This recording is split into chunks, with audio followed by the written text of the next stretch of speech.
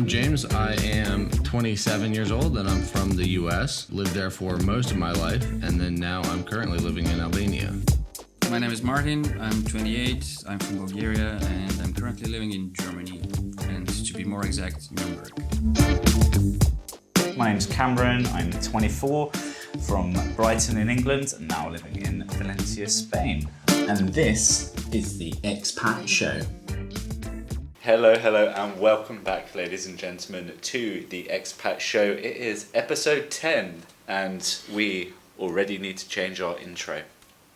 Because, me and Martin, we recently had birthdays, so our intro is now wrong. Yeah. Yeah. So no time like the present to get up to date, I suppose. 10 episodes in, time for some fresh new intros. Yes. Why not? And as It's always, a good little way to celebrate the 10th episode, I think. yes. Personally, I just plan on being 27 forever, so we won't ever need to change my part of the intro. Okay, we'll just keep yours the same. Yeah.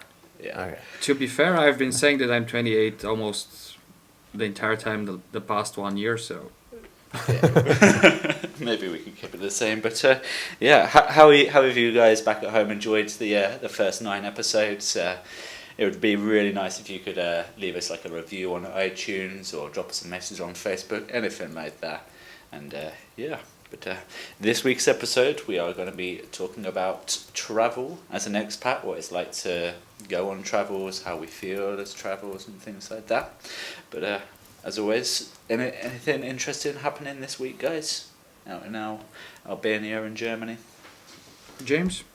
Well, tomorrow we have a little wine and chestnut festival going on, and I don't remember if I think I mentioned on here that I made a video for the local government and the local municipality, an advertisement for that. So that event is actually happening.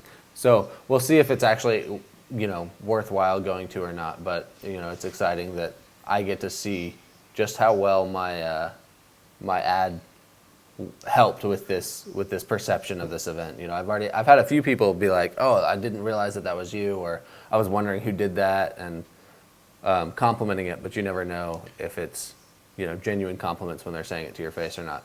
So that's tomorrow and Sunday, I think. So that'll be kind of fun. Something a little different going on down here. So Nice bit of chestnuts and wine. This is getting into the Christmas spirit in Albania already, I feel. Yep. Yeah. Anything interesting in Germany? How was Halloween last night out there? Was it spooky? Actually, it was pretty boring, and I need to mention that I don't celebrate Halloween because it's not a common holiday in Eastern Europe. We do have versions of Halloween, but they're on other dates. Speaking about Christmas, though, we already have blue wine everywhere in the shops, so Germans are preparing heavily for Christmas now. What's blue vine? Some version of wine. I have no idea actually. It's a spiced wine that is then heated, so it's like a hot wine that has different. And it's not just straight wine. You have to make it differently, and then it's spiced and whatnot. It's definitely different than normal wine.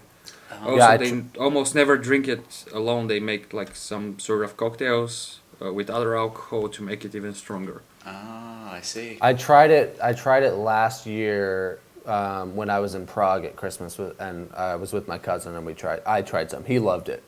He'd been living in Germany for a while and came to Prague to hang out.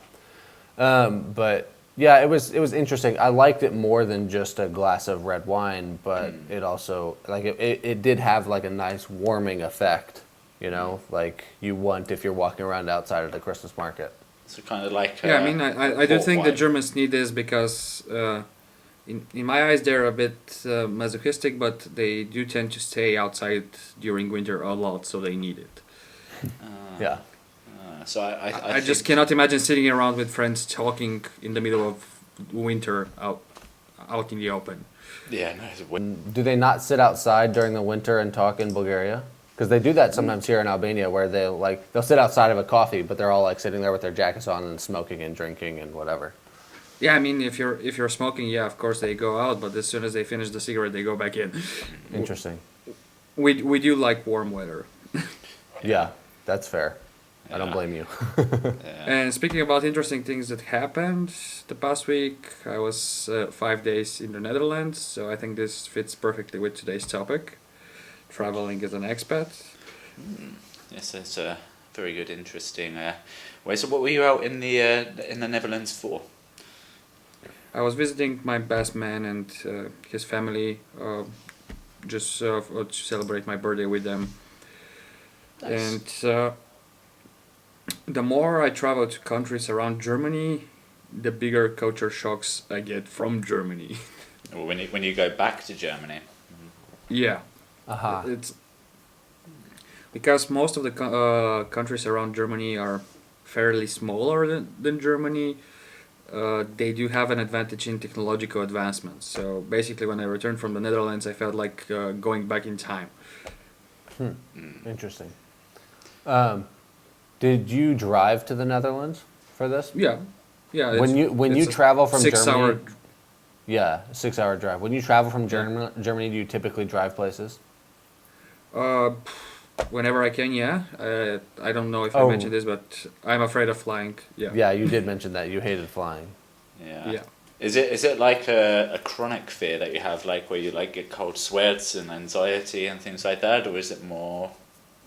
Let me put it in these words. I live next to the airport, and late at night when I'm on the balcony smoking or whatever, I can hear the planes taking off, and I kid you not, basically I stop breathing from anxiety. Just my lungs. Really? Wow. Yeah. That must be difficult, especially because the world is so big and you want to get around to places. I myself am quite the opposite. I absolutely love flying. The first time I flew a plane with a professional pilot was when I was 9 years old in a little Piper 4-seater plane. That was good fun, but absolutely love it. I can't wait to get on planes. So I would much rather be in a plane than in a car. Point, you know. Yeah, To every be fair, time. I think everything comes from my job. Besides the incidents I had flying, Right. is the fact that I am in testing. Okay, it's automotive, but still, I know how things work and how many bugs are left in production. Also, when you see what's happening with the new Boeing aircrafts, The Max 737. Yeah. yeah, it's like there is this joke about this project that they finished making a plane, whatever, and they said, okay, everyone that took part in creating this plane wins a free trip with a plane, and only the tester had the courage to go on the plane, and they asked him why, and he was like, I'm sure this thing won't take off. Yikes. Yeah, I for the most part I enjoy flying, and then I love that. I love like the feeling you take off. I don't, the airports are fine, whatever. I don't like how expensive airports are. But then every once in a while, I'll be sitting in the plane looking out the window and thinking, I'm in a metal tube being hurtled through the air with, 100 plus, 200 plus other people, and this is like mind-boggling, and I have to like purposely stop thinking about it and just like kind of take it for granted, because if I start thinking about it, I'm like, my brain doesn't fully understand how this is possible. I realize physics and everything, but it's still just like, what? I mean, since I'm an engineer, my brain goes a little bit further, and I'm like, we just need just one loose bolt or screw to go through the freaking engine, and we're dead. Yeah. Yeah.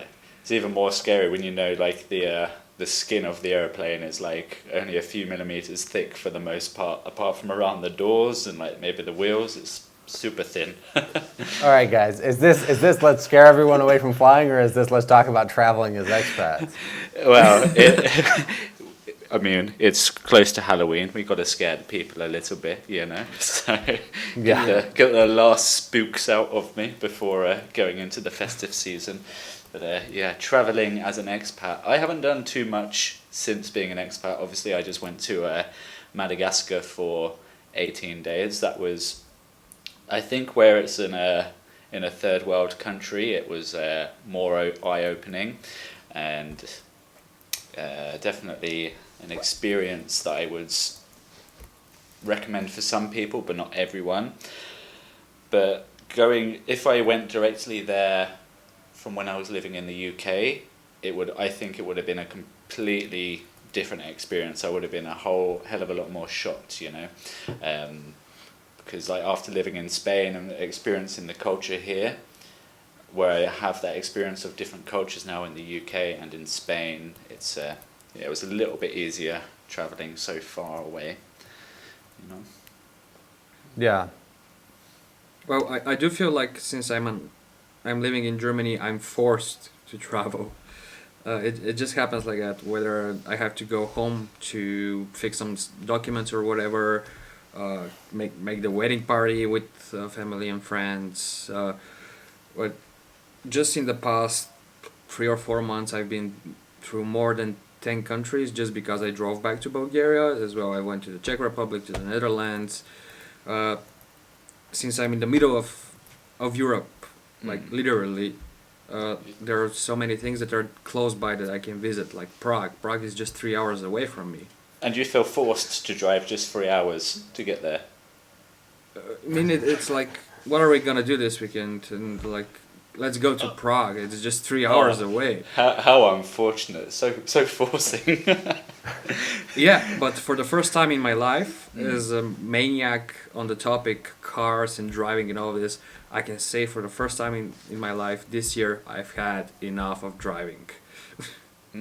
So it's more the actual traveling that it feels more forced than the actual destination.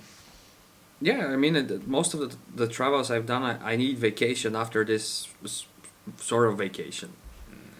Yeah. Because you drive there and you go there for a couple of days only and you want to see as much as possible, so you run around and walk 20 kilometers each day, and then that's until the last moment basically. Then you start driving back home, and as soon as you get home, you get back into life and there is no time to rest and recharge. Yeah. I can understand that driving. I mean, I haven't driven too far. I think the longest drive I've had was like 10 hours, maybe from Brighton to Leeds. It's not too far. It's like 400 miles, I think. It's not too bad. The furthest drive What's you've that ever in had was normal 10 units? hours? Yeah. That's it? Wasn't all in one go. Yeah. Why not?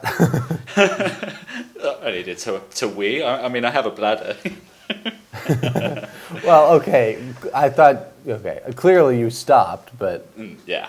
But what do you mean by 10 hours? Have you had an extraordinary long... I mean, maybe in America, like it can take like days. Yeah, just to I get mean, across, yeah, the longest stint that I've had in one go, I suppose, but we did stop to wee and stop to fill up, was 27 hours. But it wasn't even like all the way across the country. It was from like 8 hours from the coast to like 12 hours from the other coast, you know? Yeah. That's a lot, man. But like that trip was like 11 days and we ended up doing like 80 something hours in the 11 days. Yeah, but I think trips like that, it depends on the people that you're with. That would definitely make it more interesting, you know? Yeah, no, that one was definitely more fun. One of the things when I drive places here, one of the things that deters me from wanting to go too far is just I kind of get bored in the car by myself, you know? I love traveling by myself in general, but sometimes when I'm driving for long periods of time, it's like, okay, what do I do for the next 6 hours as I drive to Kosovo or whatever? Listen to the Expat Make a Show. karaoke party or whatever. Well, why would I listen to it? I'm living the Expat Show. I don't have to listen to it. Or Is there yeah, anything more put on the conceited Expat than Show. listening to my own voice as I'm driving? Why not? I mean, Americans, I don't know, maybe you're into that kind of thing. Okay, we're turning this episode into bashing Americans again. Yeah, that was last episode, that wasn't was it? last week, sorry, my mind is catching up on me now. But since living in Spain, I don't know, I haven't had as much of an urge to travel as much, because it does occasion, apart from being at work, it does feel like I'm on holiday a lot of the time, you know. We've discussed it before, it's like cheaper to eat, it's always sunny, it's always warm. It's like even today it's the 1st of November and it's 28 degrees still. It's like t-shirt weather outside. I'm done. Yeah, sounds I'm done. miserable. All right, end of this episode. Yeah, Like, subscribe, all of that. it's 0 degrees in Germany, Zero bro. 0 degrees. plummeted. Definitely getting chilly out. Yeah, I kind of get the same thing where I am far more content to just stay at home and like do my normal stuff here than I was in the States. Because like the day-to-day stuff is still somewhat exciting for me, you know. But then at the same time, there are times where I just like, you know, I drove to Kosovo a few weeks ago, or maybe a month ago or something, but I haven't got on a plane. I've flown somewhere I think twice this entire year, and last year I did it twice in a few months, you know, sort of thing. But it's like I'll go somewhere and now a part of it is I've moved away from like checking off countries from a list and more like, okay, what reason do I have to go to this place? Why, you know, so a lot of the places that I end up going, it's because there's someone there to visit. Yeah. So when I went to Germany in February, I think, maybe it was March, I don't remember, one of those months at the beginning, I went specifically to visit a couple of friends that I'd met. And then I took a train to Amsterdam, and it was just to visit people. Like I wouldn't have gone to Amsterdam on my own because the city didn't interest me. I might have gone somewhere else in Holland, but not to Amsterdam. Yeah. No. Yeah, speaking about Amsterdam, actually, I was in Eindhoven, and Amsterdam is just like an hour away with the train. So we grabbed the train and went for a 4-hour walk in Amsterdam just to check it Yeah. out. Yeah. But I mean, coming up at the end of this month, I'll be going to Copenhagen, and that's also kind of to visit someone that I don't really know, but also because I'm like, Denmark seems cool. Like I'll go check out Copenhagen. And this guy that I met through Facebook, Brian, he asked me to come up and help him with some stuff and explore. I think it chose the worst time to go to Denmark. Yeah, maybe, but I think I chose the best time to go because it makes it more interesting. This is the time that I like to go places like that. Really? I don't want to go when all the tourists are there, and it's like, yeah, it sucks that the sun goes down at 4 p.m. and doesn't rise until 9 a.m. But I'm also not going to have to deal with. Yeah, the problem all of is the other people. even when it rises, there is no sunshine. Judging by how it's here in Germany and in the Netherlands. Yeah, that's fair. But yeah, I don't feel the need to travel as much. I mean, there was a bit in the U.S. maybe 2 or 3 years ago where I was trying to go to a new country every month, which was hectic. And expensive, I'm sure. Yeah, and so now it's like I don't really have that same drive. I mean, I still enjoy it, and I still like going places, and I like experiencing places, but it's not the same sort of like bug that I had before. I do feel more pressure to do it because it's like I have the time, I have the money right now, and I feel pressure to take this opportunity because I don't know if I'll have this opportunity again to go to this place or whatever. Martin coming back with the being forced to travel. Yeah. I mean, it's like life is forcing you. It just happens like that. I mean, I guess. Yeah. I know. I definitely see what you're saying though. Like I can understand what you're getting at. I don't feel like I am that way at this point, but I have felt that way in the past for sure. Like for example, for the wedding, it was cheaper to go by car, and I was like, okay, why do I have to go both times through Hungary and stay in one city, Right. when I can pick 2 roads and go to Croatia on the way back and Yeah. see Croatia. Some of my favorite, let me start that over. Oftentimes when I go places, especially in Albania, I try as much as I can to not take the same route back, because I just want to see more of the country, or as much of the country as I can. And I stumbled upon a road that, I mean, it wasn't a secret, but nobody drives it. And then I pulled the drone out, take a photo, and everyone that sees the photo and all the other Instagram pages that are sharing that photo think that it's one of 2 roads in Albania. Like, it's either this super windy road or that super windy road. And everyone that posts it, they're like, which one of these two is it? And I comment on every single one. I'm like, I've seen this photo. I'm like, it's neither one of those. It's this other road that nobody knows about because there's 2 villages on a stretch of like an hour and a half of road. Maybe there are more, but I only remember 2. And how's the surface on that road? well, that's the thing is it was newly paved. It was narrow, but the surface was fine until the last like a 30-minute, 35-minute section that was gravel.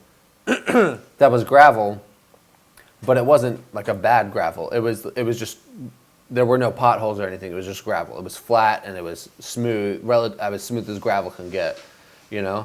And so it definitely looked fun driving on the yeah, road. I mean, the only thing that would have made it more fun was if I wasn't driving this massive boat of a Mercedes, you know, if I had something a little bit smaller with better handling. But yeah, I don't know. Yeah, so it's like you're living in the country and instead of like traveling further away, you're taking the opportunity to travel the more local areas, the more off the beaten path routes and right. things. Yeah. I definitely try to experience where I live more specifically. Also, it helps that my YouTube channel, youtube.com/JamesLightheart, is so focused on Albania that I haven't made a video outside of Albania in ages. I thought about making one in Kosovo and then just decided not to. That would have been a big mistake. Well, whatever. Yeah, I already get plenty. I mean, you're getting into a big conflict of interests Right. there. So. Well, I already get plenty of comments about Kosovo in my Albania videos, so it doesn't really matter that much. But the thing is that like, I just feel like those videos maybe won't do as well, which doesn't really matter to me. But like, I want to really have a good archive of videos about this country because, like, about a year ago, or a little bit less than a year ago maybe, I was in London. I made 2 videos in London. And I was like, people know about London already. This is not super interesting to anyone. But if I make videos about Albania, people are like, oh, I don't know that about Albania. I don't know this about Albania. So, yeah. I don't know how Albanians are on this topic, but if you make, for example, a video about Bulgaria, all of the Bulgarians are gonna watch it just to see what is an American thing about Bulgaria. that's exactly how it is in Albania. Yeah. Which is how I've been able to do so well on YouTube, except for this last video for some reason, but whatever, I don't really care. Yeah, it's just what it is. I definitely get the same on a lot of my videos, even ones that I did maybe a few months ago. I get a Spanish person, they're like, oh, I really miss living in Valencia, seeing the fallas and the treats that are in Valencia around Christmas, the poverons. It's quite nice to share what the local people see every day that maybe they don't see in the mainstream publicity of their country, you know. So like you were saying with that road, it's like right, and also the more I travel around the country, the more I catch attention of Albanians that have left the country to go live in Germany or the US or whatever, and they get this nostalgia feel, and then they find my videos and they think, wow, this reminds me of when I lived there, or remember when I was there as a kid, or gets me excited for when I go back, you know, that sort of stuff. So I just feel like I enjoy traveling and experiencing culture more than like particular places. I mean, obviously, like some places are beautiful. I went to New Zealand mainly for the landscapes the first time. Then I went back because I had met friends and I wanted to see them and that sort of stuff, and then more landscapes. But with Albania, it's just like I really want to try to get as into the culture and everything as possible.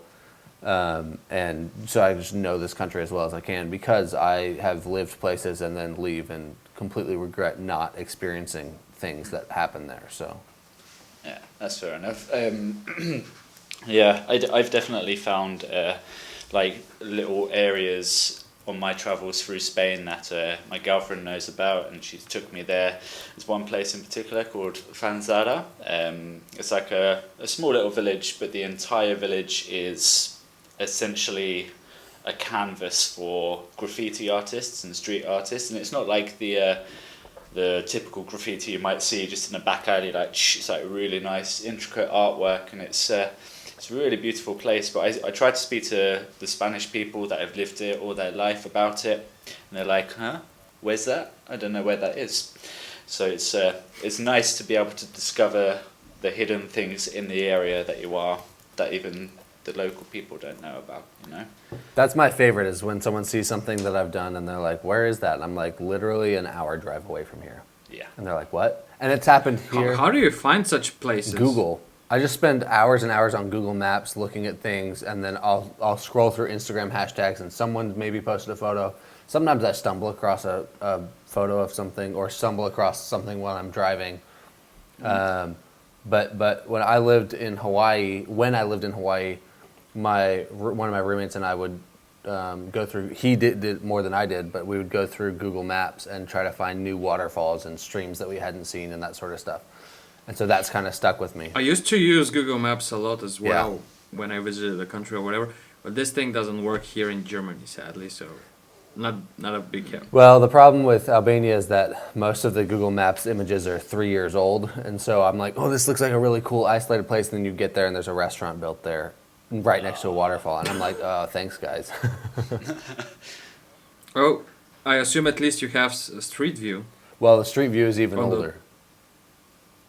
Yeah, but at least you have Street View. Here in Germany, there is a law that even if there is Street View, the people that live there can request Google to blur out everything. Yeah. So basically, most of the things that have street views here in Germany are blurred out because they are either some monument or historic building or a private property. Yeah, that makes sense. So Google gave up on just taking photos for street views. Interesting.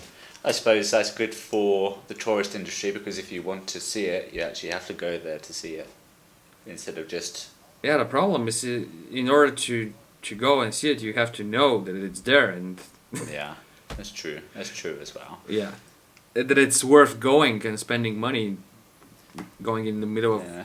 nowhere here in Germany. Do you find that, like when you were back at your hometown, back where you were born, like back in America, back in Bulgaria, and people came to visit your country, it was almost the opposite, where they knew more about your country than you did yourself? I always got that a lot. Yeah, well, yeah, I mean, in the U.S., often if somebody knows a lot about the U.S., they're not going to come to where I was from. And so they're going to go to like the most historical places that we have, which is, Northeast.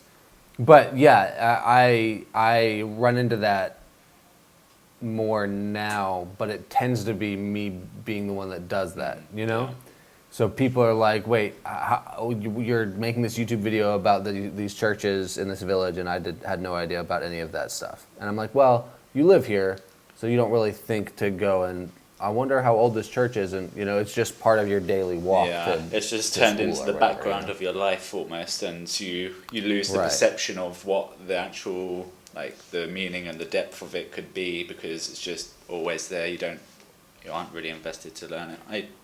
Right, and I specifically go into more depth about a lot of things here than people think about, just because of my YouTube videos, trying to make sure I have some quality information that people actually learn something when they're watching. Yeah. So, Yeah. but when I travel somewhere just for a trip, it tends not to happen as much, unless I'm going with the intent of making a video. Like, I did a lot of research on this one particular town in Kosovo because I was going to make a video there, and then didn't. Mm-hmm. But then the other town that I went to, I didn't really know anything about, and I was just wandering around. Just experiencing, being there. I like it.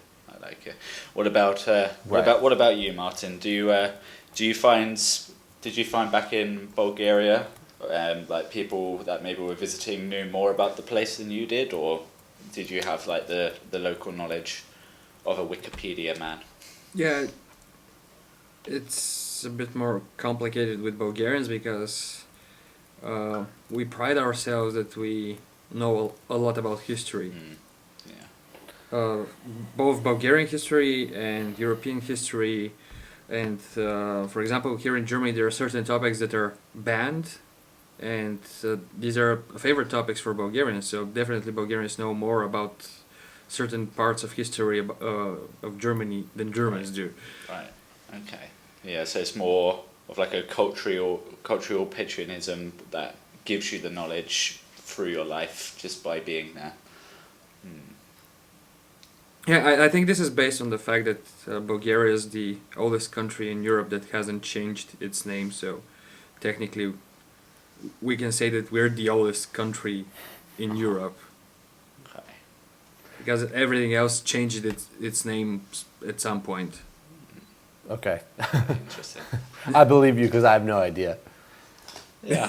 Just seems like a really strange fact to have about about any country, you know?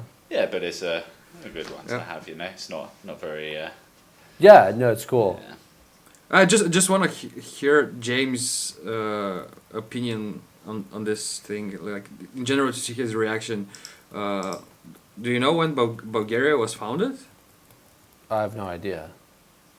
It was founded in 681. Bulgaria was founded in 681. Yeah, So how can you be sure? and of this is that? the Bulgaria that's there in the Balkans, because before that there was a previous Bulgaria that had a little bit of a different name, and it was somewhere near Ukraine or something like that. Okay. That's 681. So what was it before? Just like invisible, and then it just appeared out of the ocean, or was it? You know, evolution. No, basically they just moved the other part of Bulgaria, split it because the king had too many sons, and he died, and they split up, and one of them came on the Balkans, and there were some local tribes from Thrace and Slavs and Greeks, a little bit of Romans, whatever. Bulgarian history. They fought for a while. In a Yeah. nutshell, I like it. Yeah. I think so. Unfortunately, we can't travel back in time. That would be nice. If you could travel back in time, which era would you go to? Good question. I always said that I was born in the wrong time, so I would say I would either go in the 20s or the 60s. The 20s or the 60s? So not too far back, but it's like still civilized. sort Yeah, of you'd life. you'll stay in the last century. Yeah, I mean, as soon as we go far enough that there are no cars, you lose me. Yeah, that's fair. Yeah, it must be a sad sight for you seeing all the electric cars coming in. Yeah, but James, when would you go back in time? Where would you go? I have no idea. I've literally never thought about that. I would like to go back to the Egyptian times, even though that was over thousands of years themselves, but maybe like the Tutankhamun kind of things, and like just to experience the culture there, because they have a very rich history in Egypt, and like they seemed very advanced as a culture for that time period. I'd like to go back there to experience it. Yeah, that's interesting. I honestly have no idea. Top I mean, of the like, Speaking about travel, and one thing that's really important for me about traveling is the road conditions. And well, I'm yeah, really, because you're really, driving really- everywhere. Cameron and I just care about the Yeah. air conditions. And I'm really pissed that no one in Europe has adopted the German Autobahn system. yeah. There are countries that have roads that have the same conditions, and they still have like 120 limit, which is crazy because on those roads you can drive 200 without any problems. Yeah.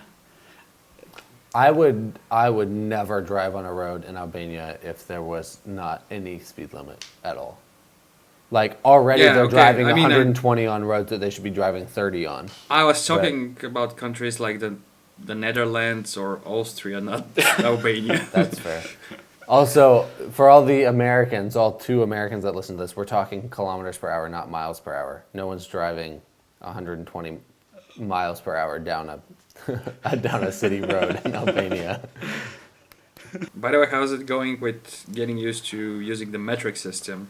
Oh, good question. Good question. So for me, most of the stuff, like there's like a easy, relatively quick conversion.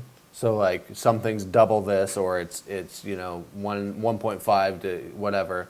And so for the most part, it doesn't really matter. And by this point, I've gotten to the point where I don't think in conversions anymore. I look at the temperature or I look at the speed limit, and I know about how fast or how cold that is. So I can do that with Fahrenheit or with Celsius.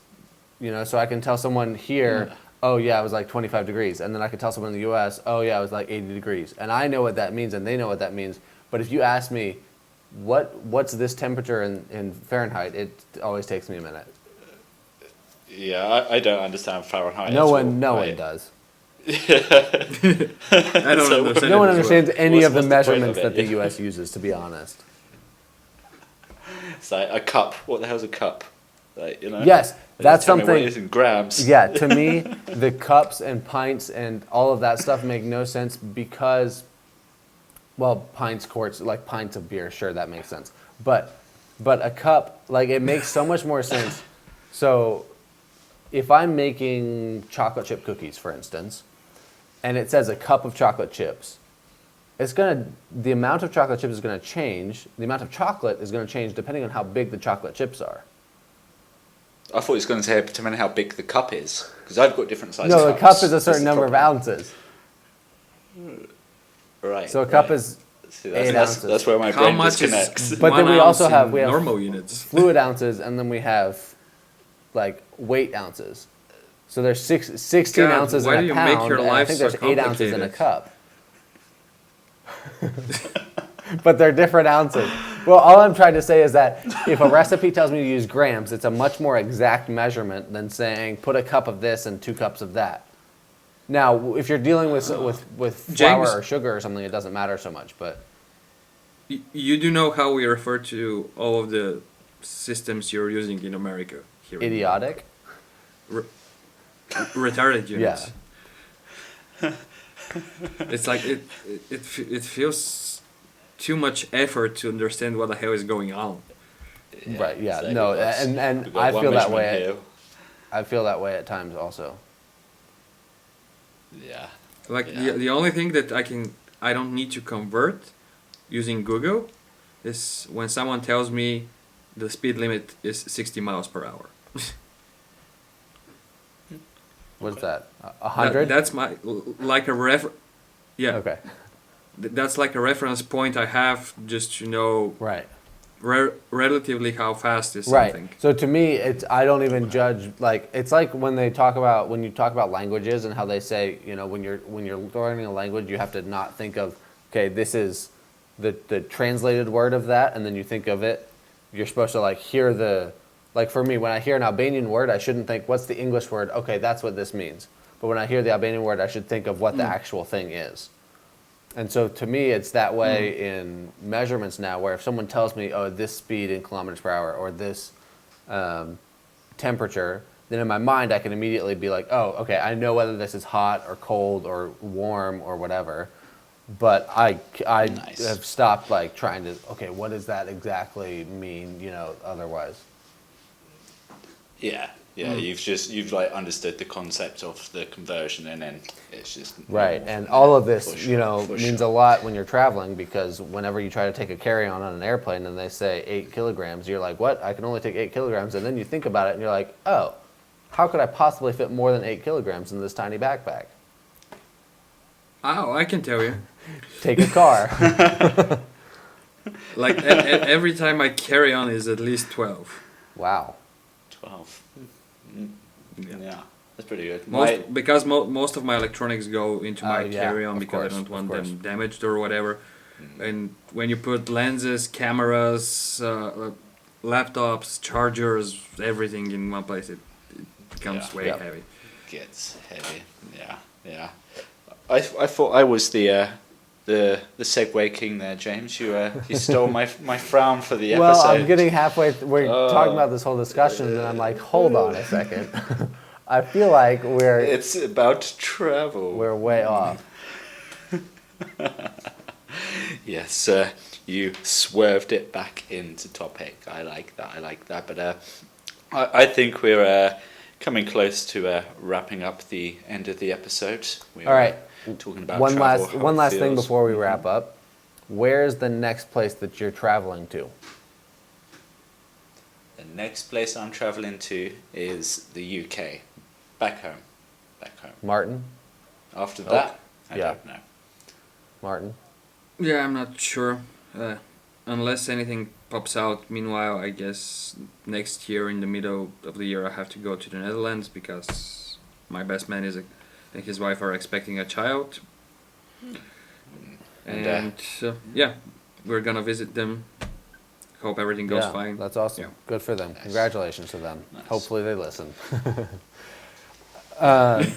What about you, James? Yeah, What I do you- mean, we've what all do you mentioned this next? stuff earlier. I'm headed to Copenhagen at the end of the month, and barring some last minute road trip idea, that'll be my next thing.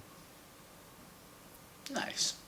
Cool. I think in the new year we will certainly try to all congregate in one country, maybe do one of these or two of the episodes all together. That'd be Yeah, quite nice. that would be nice. Yep. Yeah. Just But, to add one thing for the listeners, or more likely for the watchers that are watching us on YouTube, leave a comment if you have a topic that you want us to discuss. Ah, God, it's too late. My brain is not functioning properly. Yeah, I think what Martin's trying to say is if there's any topic that you guys back at home want to hear from us, do let us know. It would be really nice if we could get some engagement. And if you're listening on Apple Podcasts or Google Podcasts, if there's a way to leave us a rating, that'd be really nice if you could, because in that way we know that you guys are back at home are enjoying the show, because we enjoy making these podcasts for you. We want to know if you guys are enjoying it as well, so do let us know. Find us on Facebook, The Expat Show. Give us an email, theexpatshow@mail.com. Many places you can find us, but Everywhere. All over the places. yes, and Besides Instagram, because Instagram sucks and they've locked our email for some unknown reason. yes, we'll have to look into that. But and I think maybe in the coming weeks or episodes we will start bringing in some guests from different places of the world, living in different places of the world, so we can see more people's experiences about them being an expat. Maybe you at home want to be a guest. Who knows? You'll have to get in touch. But Yeah. should be good. But until next time, I suppose. Ciao for now. Thanks for listening. And I am going to travel to the kitchen to cook me some dinner. All right. Well, that's that. Yes.